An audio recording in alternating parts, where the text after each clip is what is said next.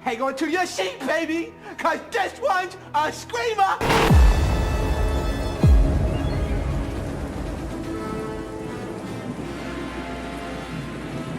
Hello, citizens of the Dark Knight Nation, and welcome to this week's episode of Comics Insider. We'll be breaking down, discussing, and analyzing the second issue to Dark Knight's Death Metal. Now, I want to warn you boys and girls, strap yourselves in because this is going to be a bumpy ride. Probably the most ranty thing I have ever done on the channel. But, speaking of said channel, if you'd like to support us and what we do, by us I mean me, feel free to check out the Stream Elements tip link in the description below. Or you're more than welcome to get a little bit back from your investment by buying Dark Knight Nation merchandise. We have anything from various shirts, to coffee mugs, to stickers, a lot of fun stuff, and all of that contributes directly back to the channel. Those are the two most direct ways to show your support. Otherwise, if financial contribution is not in the cards for you, that's perfectly okay. You can also help us out by liking this video, subscribing to the channel for more content, and sharing something like this with your friends. If you've enjoyed our first review on the Dark Knight's Death Metal series and enjoyed this one, in order to guarantee that I do the next book in the series, we need to get this video to 3,000 views. That would make it my highest viewed video of all time. If we can do that within the next 2 weeks, I'd be glad to do it again. I only say that because this series has been really daunting to review and reread, so I just need a little bit more back from you guys in that way in order to sort of validate all of the mental anguish that goes on. So with all that out of the way, let's get into the review. Alright, so giving credit where credit is due, Dark Knight's Death Metal is written by Scott Snyder, drawn by Greg Capullo, inked by Jonathan Glapion, and colored by FCO Placencia. Plot-wise, this book opens up with the dark multiversal knight, Batum, yes, that's right, under the guise of a lizard, working reconnaissance on our heroes, but as the rumble of an engine roars louder, he's crushed under the wheel of the Batmobeast. Oh boy, another toy for DC Collectibles in the bag. Wonder Woman, Dr. Flash Hatton, yes, I said it, Swamp Thing, in some stupid-looking goggles, arrive in the hellscape at the world's largest cemetery in the land of the Black Lantern Batman, Lord of the Dead. Because time is apparently never of the essence, the Batmobeast unpromptedly provides exposition on his backstory, along with a petty, uncharacteristic exchange with Swamp Thing. The group travels down into the sacred crypt of heroes, the long-held secret resting place of Earth's champions, guarded by magic, science, and trust. Out of nowhere, Diana is interrupted by a Green Lantern construct of Cerberus, the three-headed dog, and as she struggles to hold off the beast, she's greeted by the Justice Society of America, whom we learn to be the current defenders of the Valhalla Cemetery. After catching up with old friends, Diana is led further down into the crypt where Batman and Jonah Hex are conscripting an army of DC's fallen heroes, or deceased heroes. No? Okay. Apparently it's Batman's time of the month, because when Jonah Hex waits more than 2 seconds to answer him, things get unpleasant. As Wonder Woman makes her presence known, Batman criticizes her for killing the Batman Who Laughs. And by killing, I mean big bad air quotes killing, as it clearly sets a bigger threat into motion. The Amazon argues that the small victories Batman was hoping for were not something she could live with, for some reason. Because plot. So, as Batman attempts to mark another grave for conscription, she takes hold of his hand, saying that they're saving everyone, starting with him. And our good old friend, because plot, returns because suddenly Batman is pacified. Even though Wonder Woman explicitly asks Batman about what happened to him in their final battle, he totally disregards her in favor of Snyder cramming a vague summary of everything that's happened since the original Metal series, rather than telling us the things we actually want to know, or would perhaps need to know, as to why Batman is acting the way he is. Yeah, because that makes it accessible. Oh, and look, Capullo's famously non-narrative page with a black background. You'll love to see it. Frankly, if you don't really know what's happened up until now, that's not the business I deal in. But I'll give you the clip notes of all of this unnecessary expository information. The Justice League defeated a primordial multiversal titan named Barbados using the very building blocks of reality, 10th metal. The Justice League held hands and hit him with a massive Care Bear stare, wishing their victory into existence, causing the source wall to collapse. With the barrier to the unknown in shambles, the almighty yet evil mother of all existence was unleashed to once again wreak havoc on her creations. Snyder retcons in some bullshit about trying to use Dr. Manhattan's special sauce to defeat her, but was ultimately fruitless because it was a pretty dumb idea. How meta, am I right? Wonder Woman continues to lambaste Batman for his war tactics, providing a totally misunderstood dose of symbolism as to why Batman is important.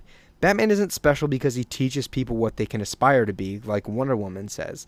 He's a broken man who uses the trauma through the lens of a child in order to motivate a crusade on crime. If anything, Batman teaches you to pick yourself up when you fall and to use that experience to prevent anyone else from falling the same way you did. But wait! There's more! Hang on to your seat, baby! Cause this one's a screamer! Just when you think this book couldn't get any more nonsensical, Wonder Woman undermines her own testimonial to Batman about rising above immediately after she makes it.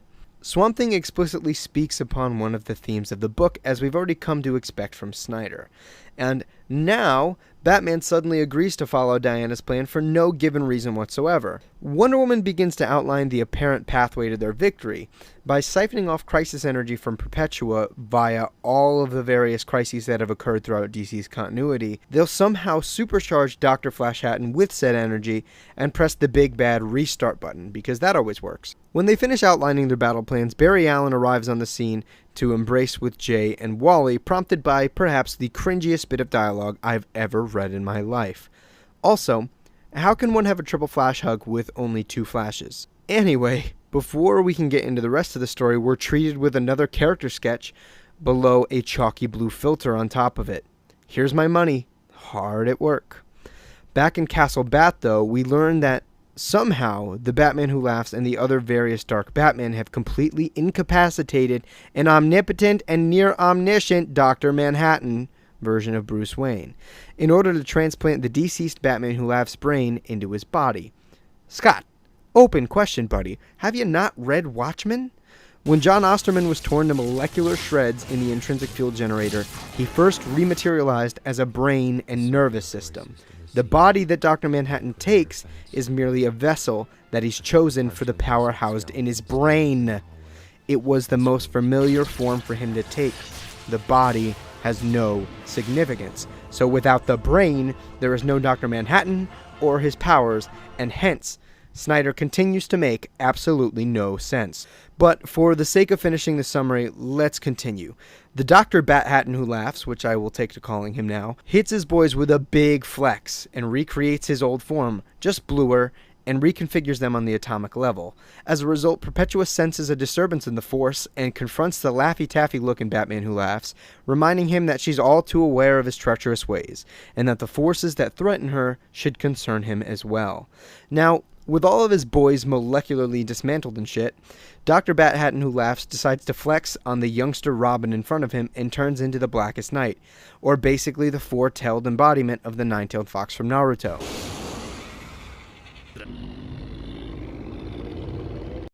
We pick back up with our heroes in the Arkham Wasteland and the early leg of their plan to defeat Perpetua. Another one. Another one. Another one. Another one. And as the group fight their way into an underground base, we're caught off guard to find the original Dark Knights blocking their path. However, Batman informs us that they're recreations created by Toymaster in case there was ever another incursion. Although I don't quite know what they'd need toys of them for. Oh yeah, because DC needs that big fat toy money, baby. As the issue closes, though, the post-apocalyptic Justice League jet off in a slightly dumber iteration of the mech from the Batman-Superman series, this time with lipstick included. Alright, so let's just get right down to it. I didn't like this book at all. It's honestly probably one of the worst things I've ever read, and I say that as somebody who was enticed into reading weekly and monthly comics because of Scott Snyder and Greg Capullo's Batman. The problems in this book are many, so let's go over kind of the main issues that I have here. Scott Snyder continues to push theme and majorly useless exposition rather than actually moving his story forward or developing the current landscape of the world at large. Things are just because, and in order to try and make this book accessible, he tries to use exposition to regurgitate something that the readers of the story likely already know from the prior Metal series or from Justice League. You can't force a story that's designed to be accessed through other stories to suddenly be accessible without them. You can't just do that. It's in the design of this event series. And with those things being so present, it affects the pacing and 100% fails to optimize the page space, aside from the fact that we get those chalky blue filter pages that you and I are paying for.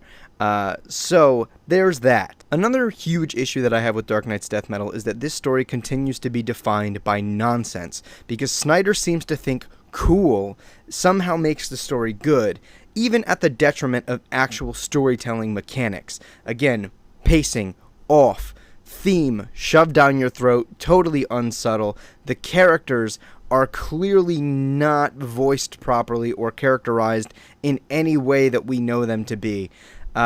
He clearly doesn't understand Dr. Manhattan or Watchmen. It feels so pigeonholed and forced, and clearly without reverence for the character or from the continuity that character comes from.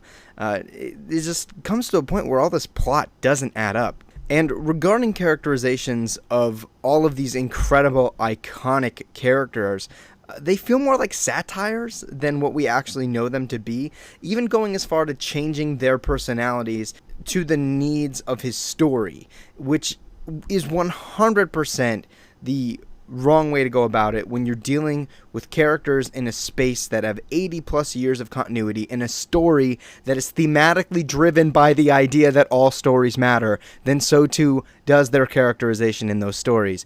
This is another one of the many contradictions that I found throughout the course of this event series that make me want to smack my head up against a wall. There's also this ridiculous disjunction between the scripting and the art. It continues to make it very clear that the dialogue isn't written until after the art is finished. And while plenty of people can make that work, Snyder and Capullo do not. The dialogue is so cringy, and it like makes me really question whether or not grown men are actually saying this in context with the story, or whether or not a grown man is actually writing this on a page. It's really ridiculous. And closing out kind of my critique on the writing, the story is defined by being ridiculous. This might actually be the dumbest thing I have ever read, and I say that with no hyperbole whatsoever. Regarding the art, we get more of Greg doing this thing where he just puts figures non-narratively on a page with a black background, and it's not like that's doing anything for us. On top of that, the writing that is in conjunction with these non-narrative pages are just flat exposition without any sort of organic entryway into the story. You obviously have the issue with the triple flash hug thing. That could be a dialogue issue because he wrote dialogue after. It could be that Greg Capullo totally misread the scenario. Either way, that is a big mistake. I like to say that the gods of writing punish Scott Snyder for such garbage dialogue. Grown men, triple flash hug? Come on. This is also a smaller critique. I didn't like that there was no, like, illumination around Dr. Manhattan. He just looked like a blue guy, which totally, I think, deprives the presence of Dr. Manhattan in the scene, and especially when the Batman Who Laughs does his stupid brain surgery and becomes, like, the Laffy Taffy Dr. Manhattan, because he just looks like a blue fucking piece of Laffy Taffy with spikes on his head. Like, okay, how are you making me feel afraid by the fact that this character has now become omnipotent, although, you know, he was able to take down something that was already omnipotent in order to become omnipotent, so who the hell knows? A consistent issue that I've also had with Greg Capullo's art is that any shots further back than an extreme close-up spare a lot of detail. Greg Capullo really tends to pull away from adding detail to any camera shots that are not right up in the character's face, which in some moments can make a lot of sense, especially if there's a large distance between the camera and the subject that it's shooting, but otherwise it just comes off as lazy. I clearly do not like this book. It is a 2 out of 10 for me. There is almost nothing redeemable about the writing of this issue. The art is the only thing that resembles positive points in this issue, and even then, it just doesn't work out very well. I would not recommend you waste your money. In fact, please don't, because this is not the direction that I would personally like to tell DC to move their mainline continuity in. So there's that. And if you guys would like to see me perhaps rant about the third issue of Dark Knight's Death Metal, please make sure to like, subscribe, and share this video so that we can get to the 3,000 views in order for me to do it, because this takes a lot out of me. I don't like reviewing books that I don't like, and especially one that I have so much distaste for really puts in some work on that front. So yeah, with all that out of the way, I want to thank you guys so much for watching, and we'll catch you on the next episode of Comics Insider on the Dark Knight Nation channel.